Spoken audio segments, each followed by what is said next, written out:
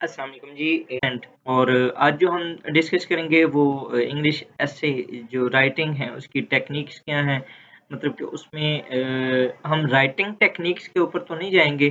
सबसे पहले हम इसकी बिल्कुल जो बेसिक थिंग्स हैं हम उनको देखने की कोशिश करेंगे कि बेसिक क्या है, हम स्टार्ट कहाँ से कर सकते हैं इंग्लिश एसे को। सबसे पहले जी ये एक इम्पोर्टेंट नोट ये है कि ये जो ऐसे की टेक्निक है ये just for your daily practice है या आपकी वीकली अगर कुछ आप करना चाहते हैं या आपकी हर 15 दिन के बाद अगर आप कोई ऐसे लिखना चाह रहे हैं तो उसकी ये रूटीन बताने के लिए ये मैं आपको बता रहा हूँ।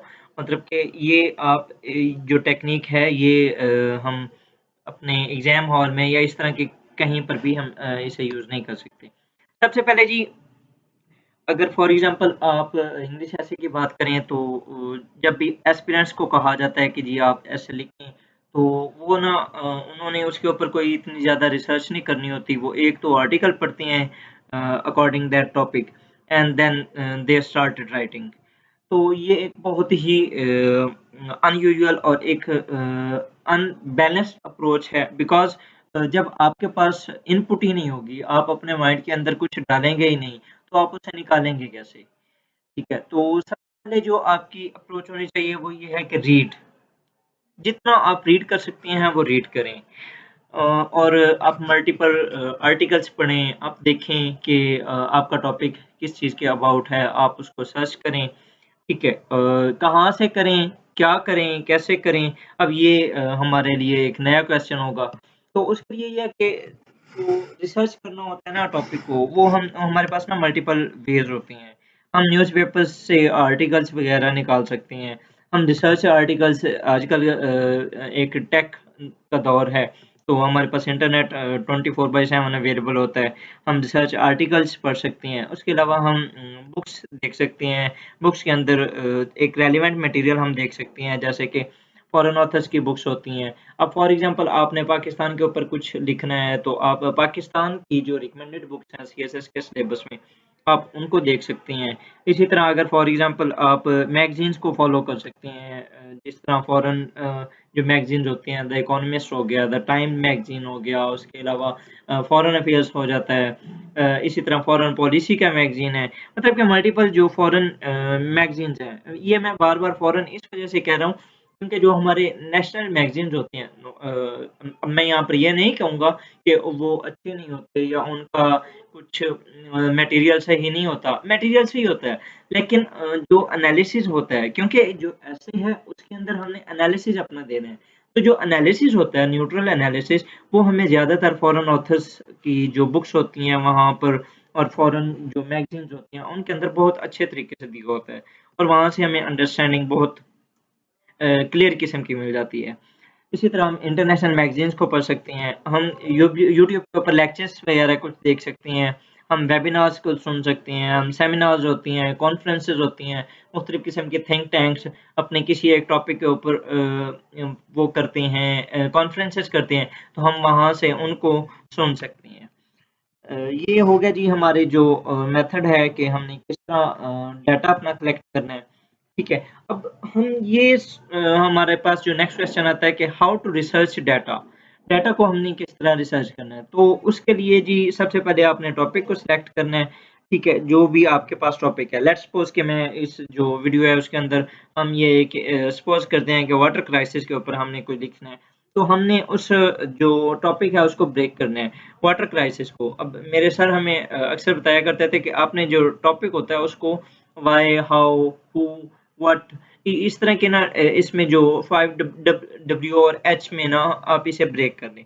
इससे ये होगा कि आपके पास डोमेन्स आ जाएँगे आपके पास हेडर्स निकल आएँगे। कैसे कि water crisis in Pakistan, why water crisis in Pakistan, what are the factors, what are the causes behind this water crisis in Pakistan. उसके बाद what are the impacts of water crisis in Pakistan, solutions of water crisis in Pakistan. आप ये इस तरह ना topic को break करके फिर आप इसे सर्च कर सकते हैं। जब आपने ये सर्च कर लिया, अब आपने सर्च किस तरह करना है, लाइक अगर for example water crisis in Pakistan हमने सर्च करना है और आपने अगर न्यूज़पेपर्स कोई कोई आर्टिकल आप ढूँढना चाह रहे हैं, तो आप यही बिल्कुल सेम स्टेटमेंट वहाँ पर लिखते हैं वाटर क्राइसिस इन पाकिस्तान जाके गूगल गूगल करें और नेक्स्ट आप लिखते हैं डॉन। तो डॉन के जितने भी आर्टिकल्स वाटर क्राइसिस के ऊपर होंगे, वो देख लें और उनमें जो लेटेस्ट हों आप उनको पढ़ लें कुछ। उसके अलावा अगर आप डॉन के पढ़ चुके हैं तो फिर आप डेली टाइम्स लिखते हैं, आप वहाँ पर डेली टाइम्स की जगह द न्यूज़ लिख दें।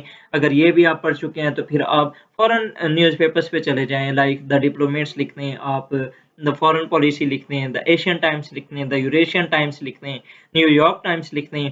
ये मल्टीपल वेज़ हैं कि आपने इसको सर्च करना है। इसी तरह अगर फॉर एग्ज़ाम्पल आप फर्दर इसको डाटा को देखना चाहते हैं, तो आप जो मैगज़ीन्स हैं, जो आप रूटीन वाइज़ पढ़ते हैं, उनके अंदर आप जब भी पढ़ा करें तो उसको अलग कर लिया करें। कुछ जो टॉपिक्स होते हैं जिनके ऊपर आपको बाद में डाटा रिक्वायर्ड होता है या आप कुछ अपने आर्गुमेंट्स बनाना स्टार्ट कर दें, तो ये भी आपके लिए बहुत सूझबूझ साबित होता है। मैं इस तरह करता था कि जब मैं आर्टिकल्स कोई भी पढ़ता था, उसके अंदर जो भी मुझे एक सूटेबल किस्म का पॉइंट नज़र आता था या कुछ भी जो आर्गुमेंट और एक बहुत कमाल का आर्गुमेंट जो कि मैं ये समझता था कि बहुत कम लोगों को पता हो, उसके लिए मैं अपनी एक अलग डायरी बना लिया करता था। उसके ऊपर मैं एक हेडर बना लिया करता था कि ये वाटर क्राइसिस का हेडर है जी, इसके अंदर मैं इसके आर्गुमेंट्स रखूँगा। फिर वही आर्गुमेंट्स अल्टीमेटली जाके मेरे एसे के अंदर मेरा एक पूरा पैराग्राफ बनते हैं।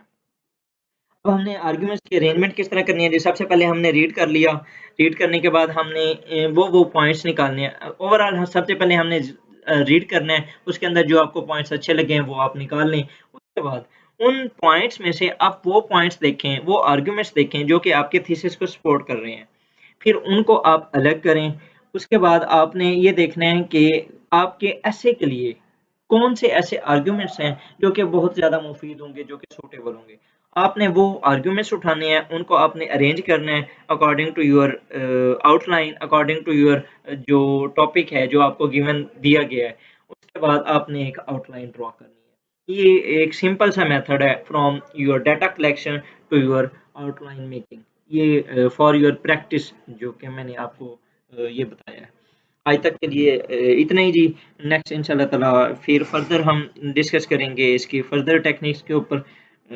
अगर फॉर एग्ज़ाम्पल आप इस चैनल पे आज नए आए हैं, पहली बार आए हैं, तो आप इस चैनल को लाइक करें, सब्सक्राइब करें और अगर हो सकता है तो किसी के साथ शेयर करें। शायद आपकी वजह से किसी एक को फ़ायदा हो जाए इस वीडियो से। Thank you. अल्लाह हाफ़िज़।